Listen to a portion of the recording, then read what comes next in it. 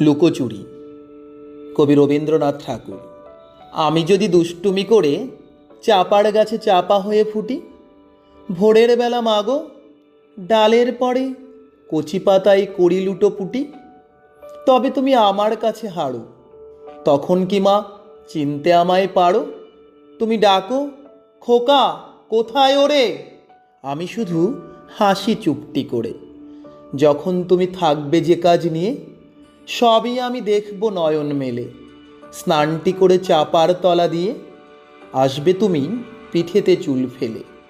এখান দিয়ে পুজোর ঘরে যাবে, দূরের থেকে ফুলের গন্ধ পাবে। তখন তুমি বুঝতে পারবে না সে তোমার খোকার গায়ের গন্ধ আসে। দুপুরবেলা মহাভারত হাতে বসবে তুমি সবার খাওয়া হলে। গাছের ছায়া ঘরের জানালাতে পড়বে এসে তোমার পিঠে কোলে।